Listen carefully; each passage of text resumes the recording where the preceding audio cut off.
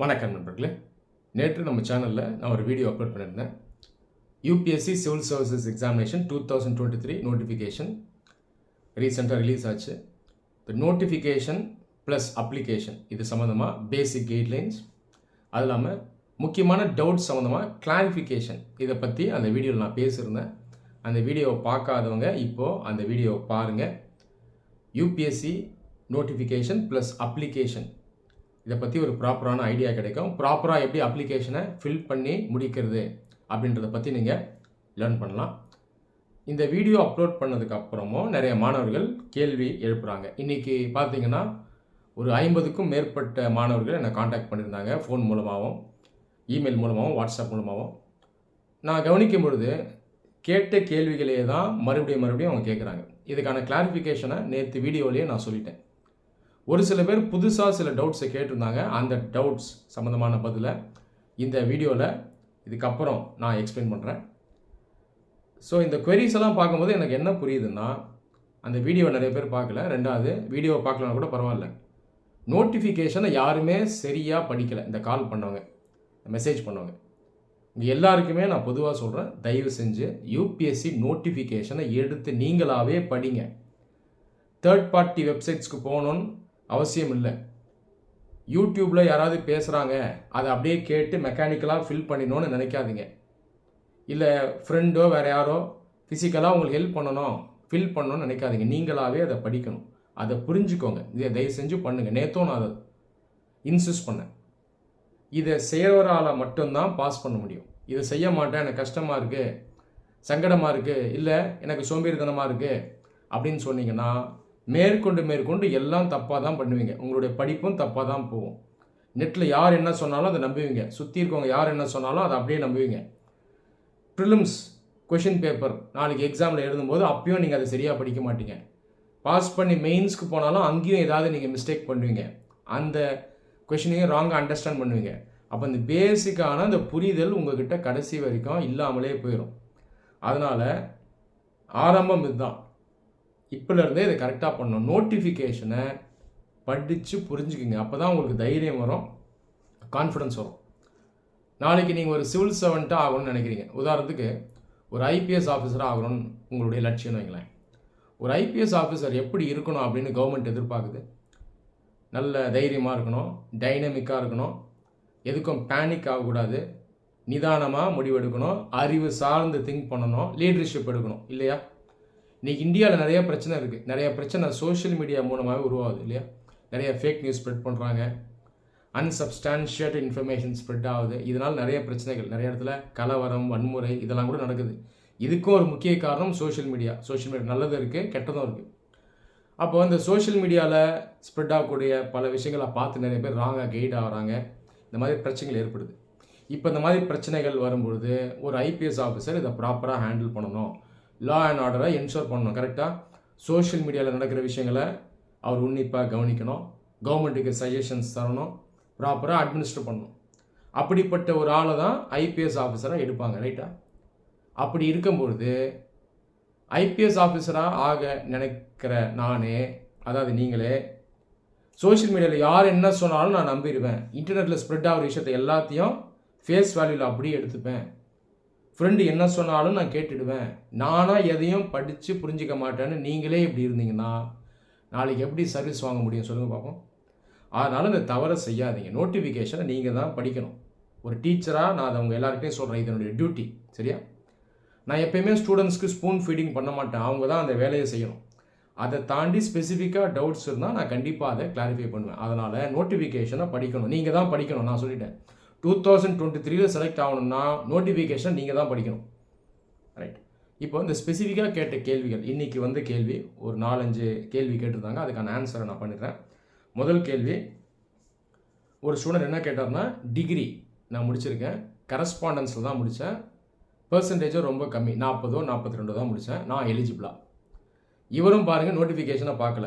UPSC constitutional பாடி தெளிவாக சொல்லுது, ஏதாவது ஒரு டிகிரி ஜஸ்ட் பாஸ் போதும், ரெக்கக்னைஸ்ட் யூனிவர்சிட்டியில் முடிச்சிருக்கணும். புரியுதா? இவ்வளோதான். ஓப்பன் யூனிவர்சிட்டியோ டிஸ்டன்ஸ் எஜுகேஷனோ ஃபுல் டைமோ பார்ட் டைமோ பிரச்சனை இல்லை, டிகிரி இருக்கணும், ஃபுல்லாக கிளியர் பண்ணியிருக்கணும், அரியர் இருக்கக்கூடாது.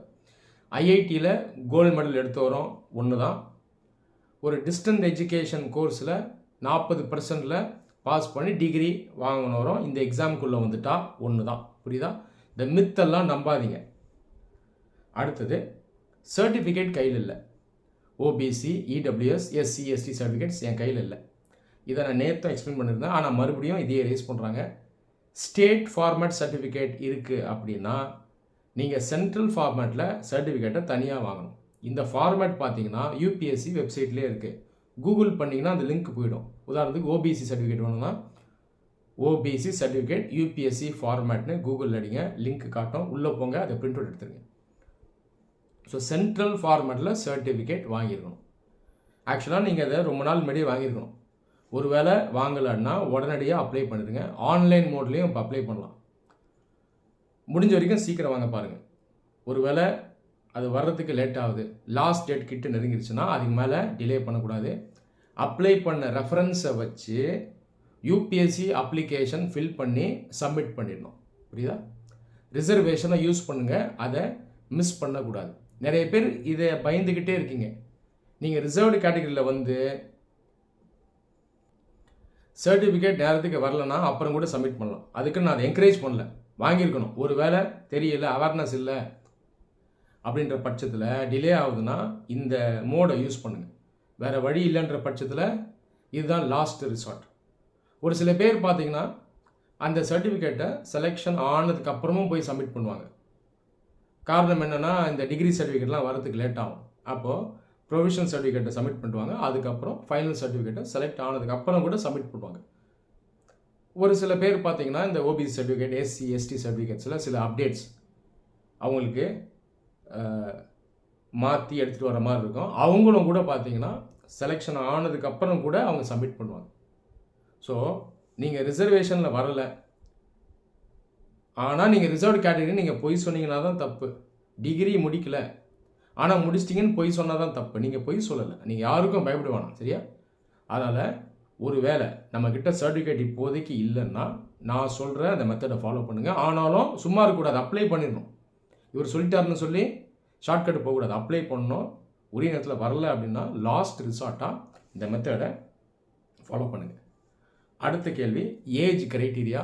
ரொம்ப ரொம்ப பேசிக்கான க்ரைட்டீரியாங்க. 5ஆம் கிளாஸ் மேத்ஸு நோட்டிஃபிகேஷனை பாருங்கள். அதில் தெளிவாக கொடுத்துருப்பாங்க. மினிமம் ஏஜ் என்ன, மேக்ஸிமம் ஏஜ் என்ன, அது கட் ஆஃப் டேட் இருக்கும் ஆகஸ்ட் 1. அதை வச்சு ஈஸியாக நீங்கள் கால்குலேட் பண்ணலாம். இதில் நிறைய பேர் கஷ்டப்படுறாங்கன்னு சொல்லி நம்ம சேனல்லையே ஒரு வீடியோ போட்டிருக்கேன், அதை பாருங்கள். ஏஜ் க்ரைட்டீரியான்னு அடிங்க. அந்த வீடியோவை தயவு செஞ்சு ஃபுல்லாக கேளுங்க. புரியுதா? சிசாட் எக்ஸாம் எழுத போகிறீங்க நாளைக்கு. இது ரொம்ப சிம்பிளான மேத்ஸ். கட் ஆஃப் டேட்டை வச்சு எனக்கு வயசு பூர்த்தி அடைஞ்சிருக்கா இல்லையா எழுதலாமான்றதை நீங்கள் தான் கண்டுபிடிக்கணும். இன்னொருத்தர் இதை உங்களுக்கு சொல்கிற மாதிரி இருக்கக்கூடாது. புரியுதா? ரைட், இதை நீங்கள் தான் பண்ணணும். அடுத்த கேள்வி, எக்ஸாமினேஷனுக்கு அப்ளை பண்ணாலே அட்டெம்ப்ட் கவுண்ட் ஆகுமா? கவுண்ட் ஆகாது. ஆக்சுவல் எக்ஸாமினேஷன் ஹாலுக்கு போய் குறைஞ்சது ஒரு பேப்பர் நீங்கள் அட்டென்ட் பண்ணால் தான் கவுண்ட் ஆகும். மார்னிங் செஷன் போகிறீங்க, ஜிஎஸ் பேப்பர் அட்டென்ட் பண்ணிட்டீங்க, நீங்கள் சைன் பண்ணுறது தான் ஆக்சுவலாக அங்கே ரெக்கார்ட். அப்போது ஒரு பேப்பர் அட்டென்ட் பண்ணால் தான் ஒரு அட்டெம்ப்ட் கணக்காகும். அப்படின்னா அட்டெம்ப்ட் கணக்கு ஆகாது. இதை தாண்டி வேறு ஏதாவது டவுட் இருக்குன்னா நீங்களாகவே யூபிஎஸ்சி ஆஃபீஸுக்கு கால் பண்ணலாம். கால் பண்ணி அவங்க அட்டென்ட் பண்ணலை அப்படின்னா விட்டுறாதீங்க, இமெயில் பண்ணுங்கள். அஃபிஷியல் ரெக்கார்ட் வச்சுக்கோங்க. அதை தொடர்ந்து மேற்கொண்டும் கால் பண்ணுங்கள். ஸோ இதெல்லாம் தைரியமாக பண்ணணும். இதெல்லாம் ரொம்ப ஈஸியான விஷயம். ஏதாவது முக்கியமான சில விவகாரங்களில் உங்களுக்கு தெளிவு தேவை அப்படின்ற பட்சத்தில் நீங்கள் ஆர்டிஐ கூட ஃபைல் பண்ணலாம். புரியுதா? அதனால் எல்லாத்துக்கும் லீகல் மீன்ஸ் இருக்குது. அது இல்லாமல் இந்த 2 விஷயங்கள் நோட் பண்ணி வச்சுக்கோங்க. ஃப்ரீக்வெண்ட்லி ஆஸ்க்டு கொஷின்ஸ் நிறைய ஏரியாஸில் எஃப்ஏக்யூன்னு சொல்லுவாங்க இல்லையா, இது எல்லாத்துக்கும் யூபிஎஸ்சியே பதில் கொடுக்குது. ஸோ இதை போய் பாருங்கள். உதாரணத்துக்கு டிசபிலிட்டி சம்மந்தமாக நிறைய பேர் டவுட் கேட்குறாங்க. இதுக்கு நீங்கள் என்ன பண்ணணும், கூகுளில் போய் யூபிஎஸ்சி எக்ஸாம் டிசபிலிட்டி எஃப்ஏக்யூன்னு அடித்தா அழகாக அந்த வெப்சைட் உள்ளே போயிடும். அதாவது லிங்க் உள்ளே போயிடும். அந்த வெப்பேஜில் எஃப்ஏக்யூக்கான ஆன்சரை யூபிஎஸ்சியே கொடுத்துருக்காங்க, அதை பாருங்கள். இந்த மாதிரி எல்லாத்துக்கும் எஃப்ஏக்யூ இருக்குது. நீங்களே போங்க, யூபிஎஸ்சி வெப்சைட்குள்ளே போங்க, யூபிஎஸ்சியே உங்களுக்கு பதில் கொடுக்குது. அதை நீங்கள் டைரெக்டாக எடுத்துக்கலாம். வேறு யாருக்கிட்டையும் கேட்க வேணுன்ற அவசியம் இல்லை. அதனால் எஃப்ஏக்யூ பேஜை தயவு செஞ்சு யூஸ் பண்ணுங்கள். அடுத்தது இந்த சர்டிஃபிகேட்ஸ் இருக்குல்ல, ஓபிசி, இடபிள்யூஎஸ், எஸ்சிஎஸ்டி, இதுக்கான இந்த ஃபார்மேட் இதுக்கும் நீங்கள் என்ன பண்ணணும்னா யூபிஎஸ்சி வெப்சைட்குள்ளே போங்க. கூகுளில் போய் அந்த சர்டிஃபிகேட் உதாரணத்துக்கு இடபிள்யூஎஸ்னா யூபிஎஸ்சி இடபிள்யூஎஸ் சர்டிஃபிகேட் ஃபார்மேட் அடித்தா லிங்க்குள்ளே போயிடும். அதை பிரிண்ட் அவுட் எடுத்துக்கணும். எஸ்சி சர்டிஃபிகேட் யூபிஎஸ்சி ஃபார்மேட் லிங்க்குள்ளே போவோம், அதை பிரிண்ட் அவுட் எடுத்துக்கலாம். இந்த மாதிரி லிங்க்குள்ளே போய் சர்டிஃபிகேட் ஃபார்மேட்டை நீங்கள் டவுன்லோட் பண்ணிக்கலாம். லாஸ்ட் கேள்வி நான் சொல்ல மறந்துட்டேன். இன்டர்வியூ தமிழில் கொடுக்கலாமா? தாராளமாக கொடுக்கலாம். அதுக்கும் FAQ இருக்குது. கூகுளில் டைப் பண்ணுங்கள், உள்ள ஆன்சர்ஸ் இருக்கும் பாருங்கள். தமிழில் இன்டர்வியூ வேணும்னு சில பேர் சூஸ் பண்ணிவிடுவாங்க. ஆனால் தேவைப்பட்டால் அங்கே போய் இங்கிலீஷில் கூட பேசலாம். இப்போதைக்கு இன்டர்வியூ பற்றி யோசிக்க வேண்டாம், அதை நம்ம அப்புறம் பார்த்துப்போம். மெயின்ஸை முடிங்க, அதுக்கப்புறம் நான் உங்களுக்கு கைட் பண்ணுறேன். இந்த வீடியோ உங்கள் எல்லாருக்கும் ஹெல்ப்ஃபுல்லாக இருந்துக்கும் நம்புகிறேன். நன்றி.